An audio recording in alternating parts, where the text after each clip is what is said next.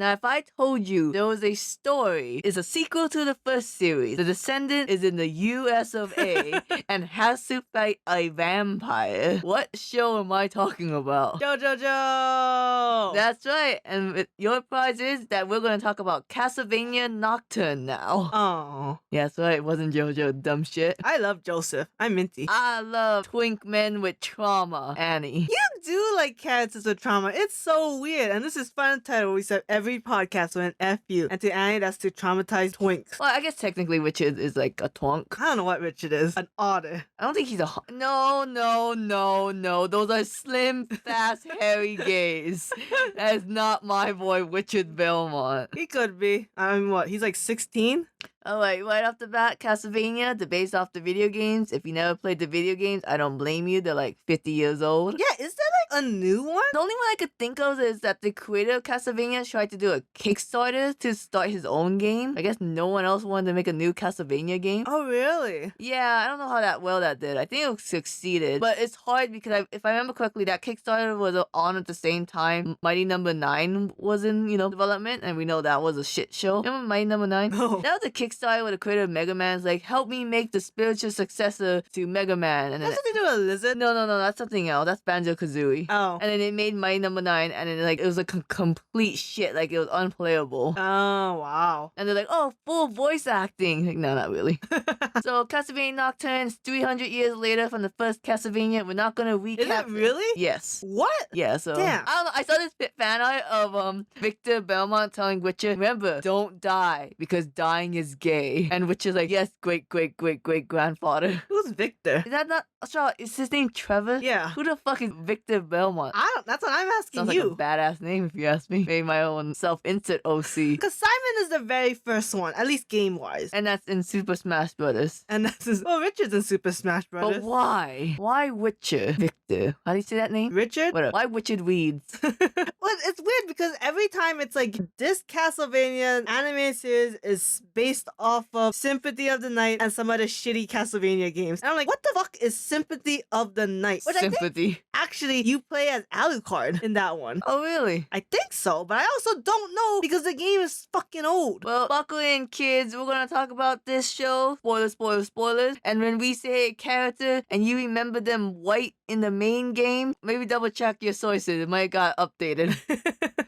I don't know why. I'm gonna say straight off the bat that I like the designs in Nocturne better than the first one. What? Yeah, it's Cypher in her little blue robe. She was a speaker. She was a lady of the words of magic. I think Annette's outfit was bomb ass. I don't think Maria should have been wearing that pink ass outfit the whole time when she was poor, but I love everything about Maria, but you are right. There is something out of place. Because not only that, but she's wearing like a male-ish outfit. Which, yes, that would be great for a 2023 series. But this takes place in the 1700s. She should not be showing ankles even if she has socks on. What's fucked up is that Maria, little blonde girl with long hair, giant blue bow.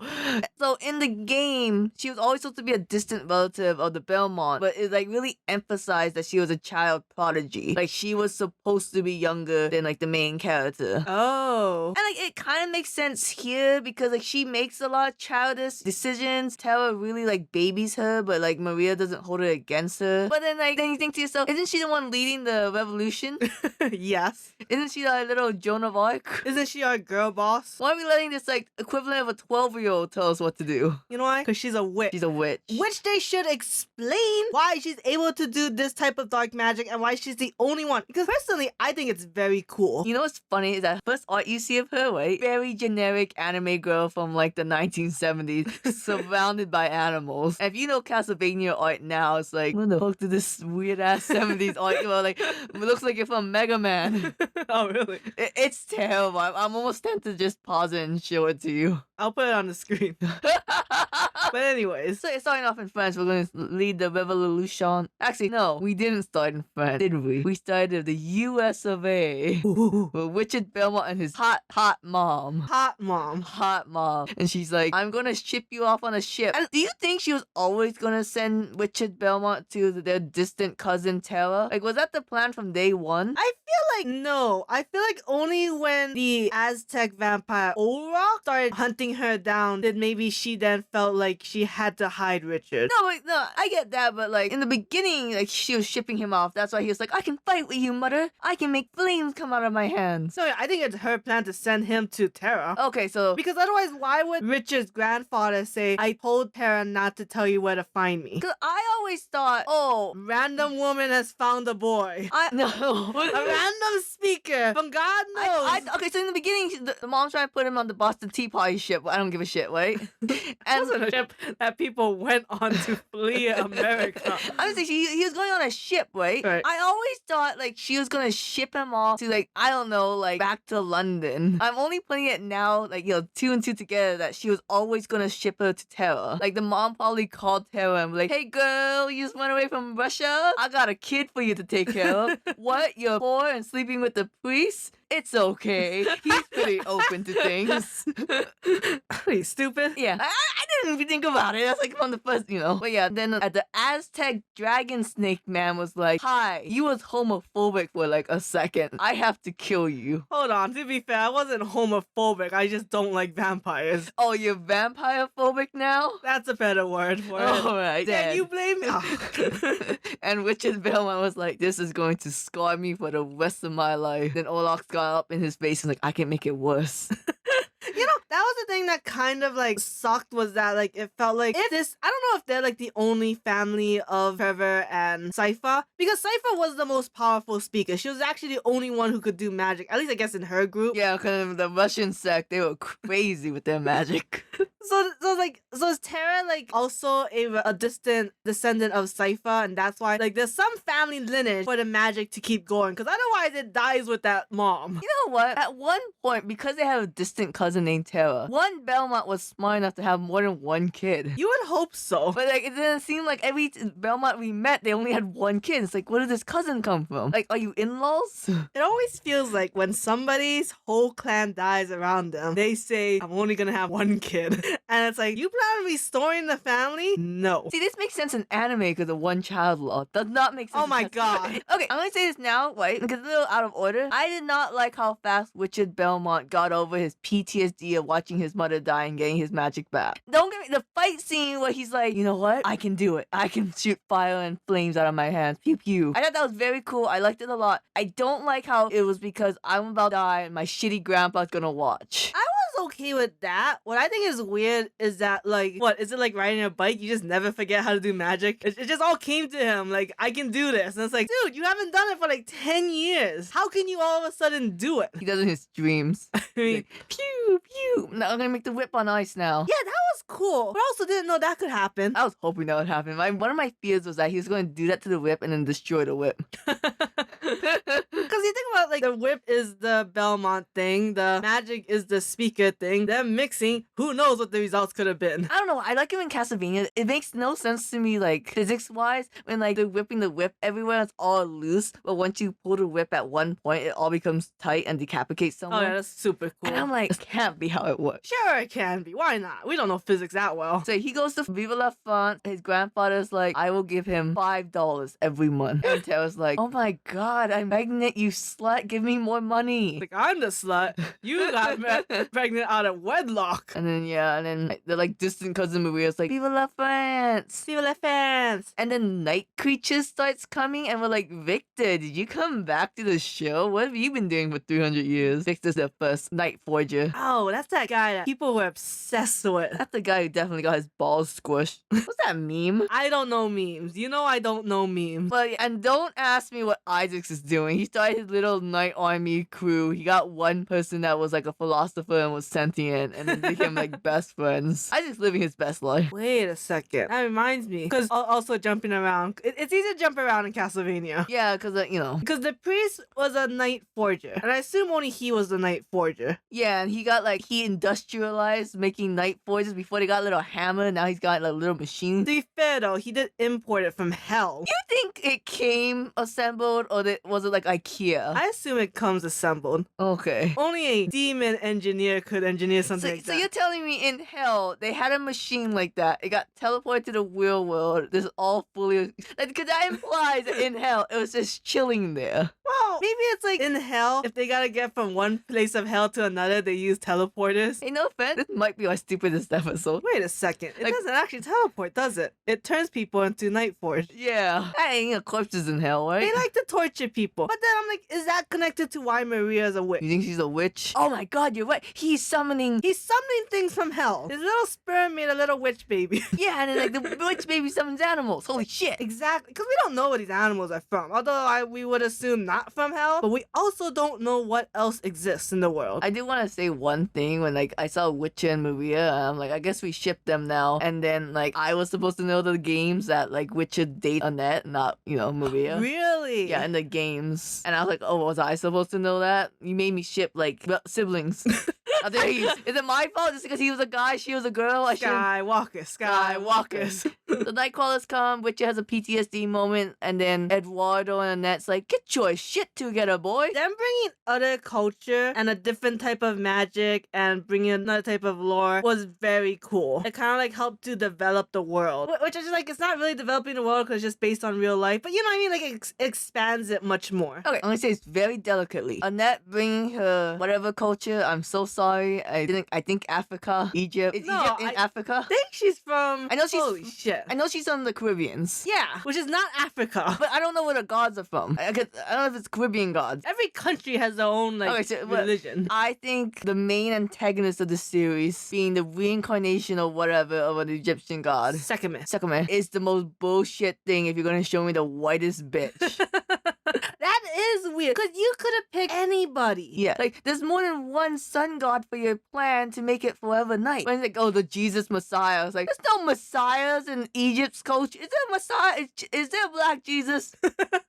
One, yes, there's a black Jesus, but two, I mean, because Messiah doesn't have to necessarily refer to like Jesus, right? You could use it in a different. I don't actually know what the common definition of Messiah is. I mean, you all think about Jesus. I think it just means maybe somebody who comes back as a like religious figure, but it is weird, right? And then she looks like a cat later, and I was like, oh, I guess, but it's still very weird. And then like this person on Tumblr was like, so you made the whitest bitch a Sekhmet goddess, African, and then she has like a dark skinned servant. Real bad. A little succubus servant. I know she's a vampire, but she looks like a She succubus. does look like a succubus, especially when her hair turns fire. Yeah, Dorota. I don't know how to pronounce that. They never said her name. I just want to say, if anyone saw that in like the 1700s, they would die on the spot from her modern looks, her slutty ways. I was wondering about that. Her character design looked very out of place after a while. Right? Especially the black latex outfit. So like, Annette's like, all right, we're gonna go onto the vampire island, Scooby-Doo and the vampire island, I like that movie.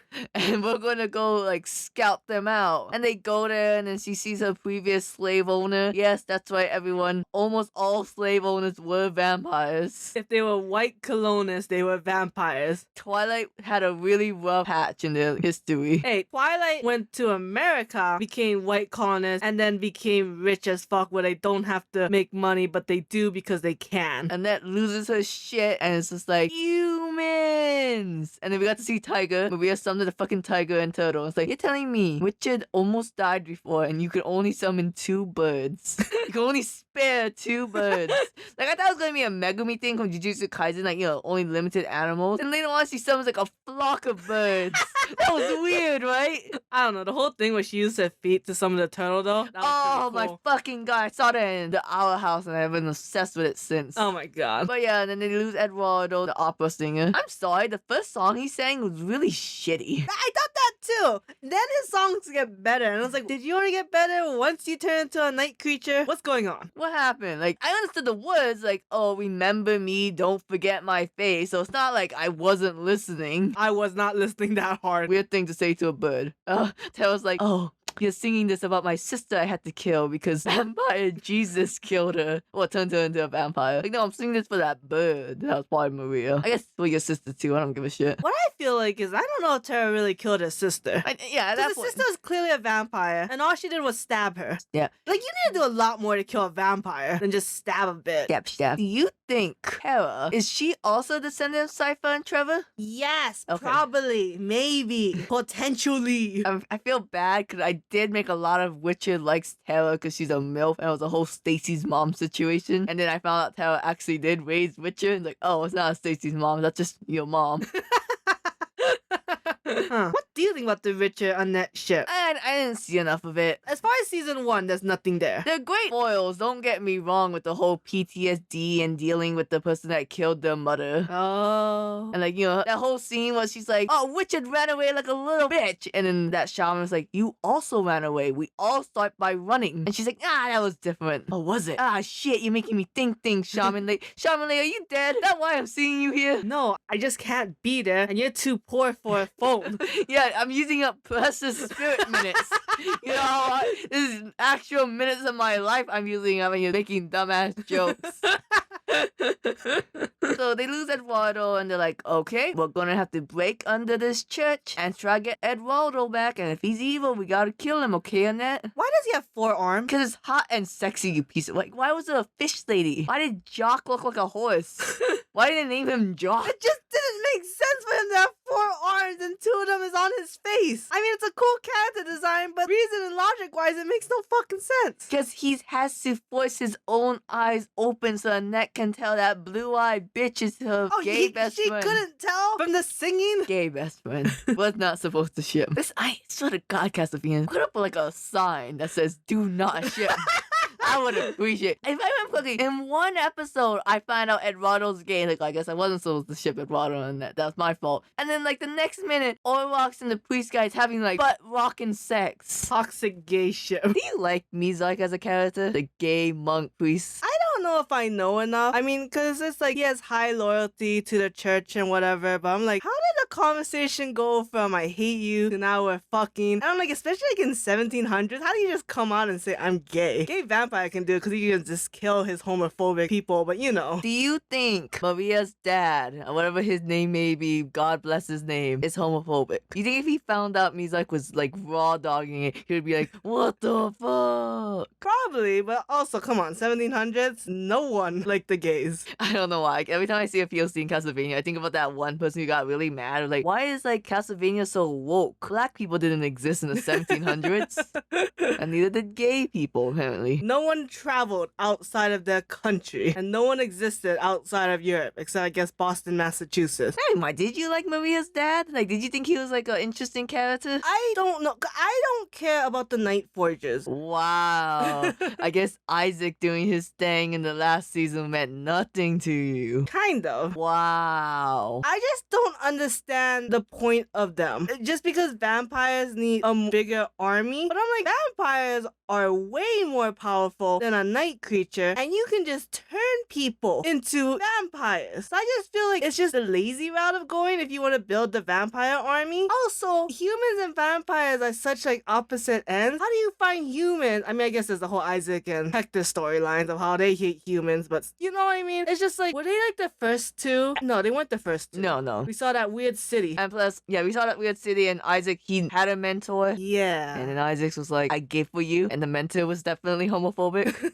Oh, that's right. That was weird. Everything about that was just weird. Look, we don't get into the topic of Isaac. He's gonna come back next season, and he's gonna be like, I'm 300 years old, bitches. You know, also, there was a whole point where, like, that queen vampire wanted Maria to show, like, that the priest was, like, loyal to her. And I was just like, this makes no sense. This is just added drama because it's not needed. And it's just like, just turn her into a vampire. What is the big... You don't need his permission. Do you even need him? Yeah, he's the Night Forger. He won't have the Night Army. Again, what is the point of a Night Forger? What is the point of an army? And when you could just make vampires? I hope when Terra becomes a hot vampire, she's dressed very provocatively. She needs to take the place of the black vampire that died. I want milk. That's a good question. Does Tara join the side of vampires, or is she also just gonna be tortured for the rest of her life like her sister? No, I think she's she's gonna join the side of the vampire because she's a speaker. She wouldn't be like, oh, imagine how powerful I'd be to chain up.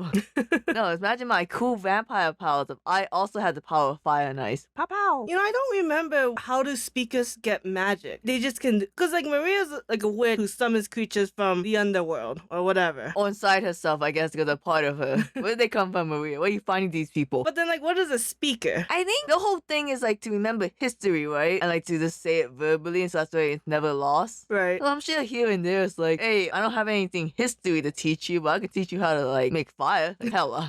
This is one part of history where humans used to be able to breathe fire and manipulate ice. And then wasn't she able to do lightning in the end? I thought she did, but no one seems to be doing it now, so I think I might have imagined. The last season of Castlevania, I'll say it, was shit. I don't remember a lot from it. You didn't like. I thought it was okay. I'm sorry, I didn't care that Alucard was in a weird relationship with a woman with a hammer and a sword, okay? Yeah, what was her name? What was her deal? I don't remember anything about her except that she was dark what's that? skinned. You don't remember the last season of Castlevania? Maybe because it was shit? It was okay. Lesbian vampires everywhere. All over my shit. Alright, and at the very end of the season, stop now if you haven't watched it, we get to see Alucard join the fray. And he's like, why was I not invited to Super Smash Brothers? I think I could have been a cooler character than this smuck. You know, I bet they thought about it, but they were like, Alucard or Sephiroth? I was thinking the same thing. It was either Sephiroth or Alucard. Oh, Sephiroth. Because they're both long-haired dudes with a long-ass sword. Like, you know how like every time someone makes a Super Smash Brother AU, it's kind of like all the fighters are living in one giant house? Yeah. The water bills would be insane if they had both Sephiroth and Alucard. What do you think Squirtle's there for? Squirtle. Squirtle Squad. So yeah, I'm excited to see Alucard. I always like Alucard and his floating sword. I'm kind of whatever. I never really cared about Alucard. I like that he has like flashy powers and it's pretty cool. But other than that, I was like, he was just a weird dude and I don't know what his place is in Nocturne. You're actually going to teach them how to land a hit against the main bad guy. I always think it's bullshit when the bad guy's main, like one of the powers is that they're impervious to all attack, except one if you get a holy weapon. I mean, that sounds about right. I mean, like, there's a reason why Achilles isn't a very popular story. It's bullshit. I don't know. It's got his resurgence knowing that he's gay. Oh yeah, thanks Hades. Alright, overall, Nocturne or original Castlevania? Which one do you like better? As of right now, I do like the original Castlevania more. Because I like Trevor more than I like Richard. I like Cypher and Maria the same, but I thought the battles in the original Castlevania is better. Just because it was about 3 very powerful people fighting very powerful vampires. While Nocturne is more about people with okay, above average powers against very powerful vampires. I mean, come on, look at one of the main vampires was defeated by Alucard. But it's got good fight scenes nonetheless. It's just not as impactful. Yeah, but it's still very pretty and gorgeous. Sure. Not enough whip action. Not in enough Nocturne. whip nay. And with that, we'll see you for season 2. Alucard explains how he fucked Victor's great grandfather. God damn